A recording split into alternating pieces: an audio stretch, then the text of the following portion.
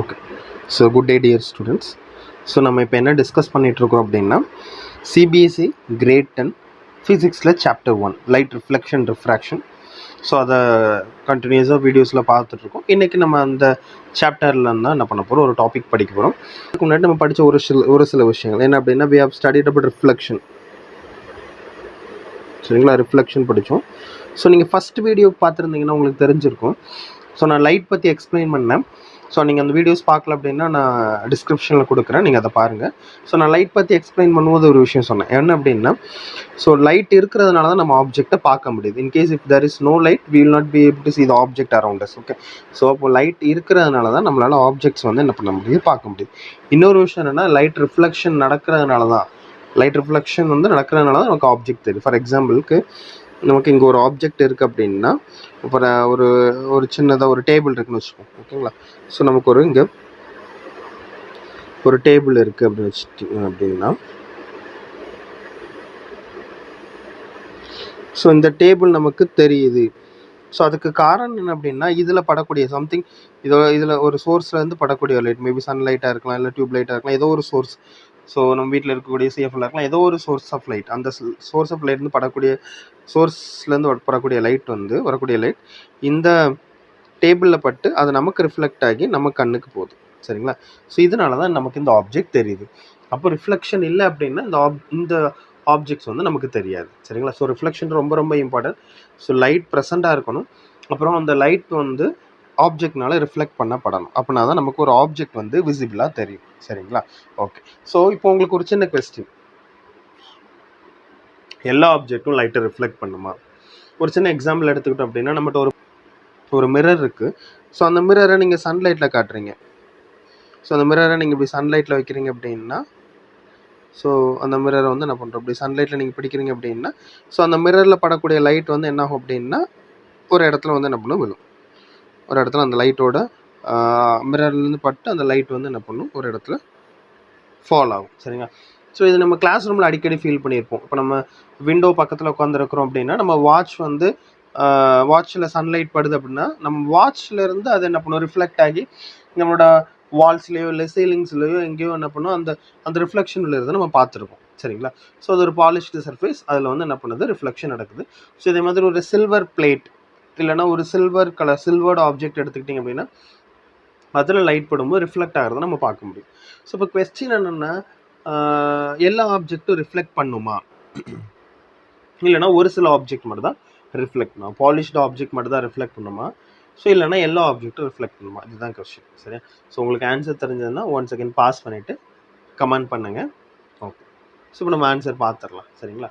So எல்லா ஆப்ஜெக்ட்டும் reflect பண்ணுமான்னு கேட்டால் ஆமாம், எல்லா ஆப்ஜெக்ட்டும் ரிஃப்ளெக்ட் பண்ணும். ஸோ இதை எப்படி சொல்கிறோம் அப்படின்னா, நான் இப்போ சொன்னேன்ல, அதாவது லைட் வந்து ஒரு ஆப்ஜெக்டில் ஸ்ட்ரைக் ஆகி அது பவுன்ஸ் பேக் ஆகும்போது என்ன பண்ணுது, அந்த ஆப்ஜெக்ட் நமக்கு தெரியுது. ஃபார் எக்ஸாம்பிளுக்கு ஒரு டேபிள்,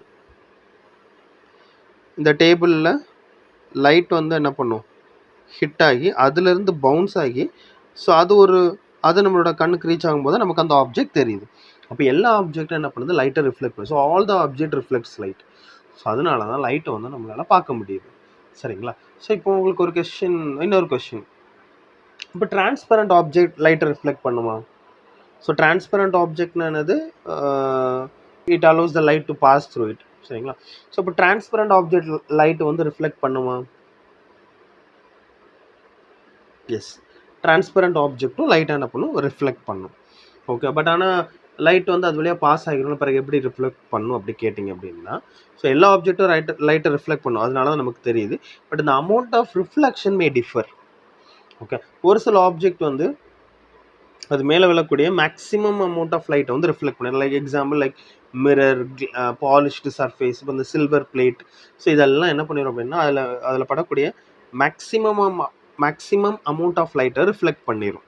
சரிங்களா. இப்போ எனக்கு இதில் ஒரு சில்வர் பிளேட் இருக்குன்னு வச்சுக்கோங்களேன், ஒரு சில்வராக ஒரு பிளேட் இருக்குது அப்படின்னா, ஸோ இப்போ இதில் படக்கூடிய மேக்ஸிமம் அமௌண்ட் ஆஃப் லைட்டை வந்து என்ன பண்ணும், இது ரிஃப்ளெக்ட் பண்ணிடும்.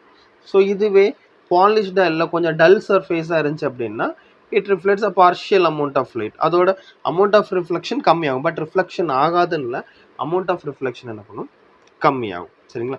ஸோ இப்போ அந்த டேபிள், அந்த கேஸ் எடுத்துக்கிட்டோம்னா, டேபிள் வந்து நமக்கு ஷைனியர் சர்ஃபேஸ் கிடையாது, but still it reflects light.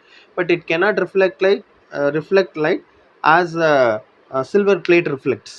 சரிங்களா, சில்வர் பிளேட் ரிஃப்ளெக்ட் பண்ணுற மாதிரி இந்த லைட்டை வந்து டேபிள் ரிஃப்ளெக்ட் பண்ணாது. ஸோ இப்போ ஒரு டிரான்ஸ்பரண்ட் கிளாஸ் விண்டோ எடுத்துக்கிட்டோன்னா அது லைட்டை ரிஃப்ளெக்ட் பண்ணால் எஸ், எல்லா ஆப்ஜெக்ட்டும் லைட்டை ரிஃப்ளெக்ட் பண்ணும் நமக்கு தெரிஞ்சிச்சு. ஸோ டிரான்ஸ்பரண்ட் ஆப்ஜெக்ட் லைட்டை அது வழியாக அலோவ் பண்ணாலும் ஒரு மினிமம் அமௌண்ட் ஆஃப் லைட்டை அது ரிஃப்ளெக்ட் பண்ணாது. அதனால தான் டிரான்ஸ்பரண்ட் ஆப்ஜெக்ட்டும் நமக்கு விசிபிளாக இருக்குது. ஸோ இது உங்களுக்கு புரிஞ்சிருக்குன்னு நினைக்கிறேன். ஸோ இந்த வீடியோ இது போதும். ஸோ நம்ம நெக்ஸ்ட் வீடியோவில் இமேஜ்னா என்ன, ஸோ ஒரு பிளெயின் மிரர் எப்படி இமேஜ் ஃபார்ம் பண்ணுது, அதோட கேரக்டரிஸ்டிக்ஸ் என்ன அப்படி சொல்லி டிஸ்கஸ் பண்ணுவோம். ஓகே, ஸோ இப்போ இந்த வீடியோ உங்களுக்கு யூஸ்ஃபுல்லாக இருந்துச்சு அப்படின்னா உங்கள் ஃப்ரெண்ட்ஸ் யாருக்கு இது யூஸ்ஃபுல்லாக இருக்குன்னு நினைக்கிறீங்களோ அவங்களுக்கு ஷேர் பண்ணுங்கள். ஸோ சேனலை சப்ஸ்கிரைப் பண்ணிக்கோங்க, அப்போ ஃபர்தராக போடக்கூடிய வீடியோ உங்களுக்கு கிடைக்கும். அப்புறம் நான் டிஸ்கிரிப்ஷனில் டெலிகிராம் சேனலோட லிங்க் கொடுக்குறேன். ஸோ அதை கிளிக் பண்ணி அந்த டெலிகிராம் சேனலில் ஜாயின் பண்ணிக்கோங்க. ஸோ அப்போ நம்ம பப்ளிஷ் பண்ணக்கூடிய வீடியோ டைம் டு டைம் வந்து என்ன பண்ணும் உங்களுக்கு தெரியும். உங்களுக்கு அது நோட்டிஃபிகேஷன் உங்களுக்கு யூடியூப்பில் கிடைக்கலனாலும் டெலிகிராமில் கிடைக்கும். ஸோ நீங்கள் என்ன பண்ணலாம் அப்படின்னா குயிக்காக வந்து வீடியோஸ் வந்து பார்க்கலாம். ஸோ இது கண்டினியூஸாக ஒரு சாப்டர் தான் நம்ம டிஸ்கஸ் பண்ணிகிட்ருக்கோம். ஸோ இது ரெகுலராக டெய்லியுமே உங்களுக்கு இந்த சாப்டர்லேருந்து ஒரு சின்ன கிளிப் வந்து உங்களுக்கு கிடைக்கும். ஓகேவா? So thank you, have a good day, take care, bye and do subscribe.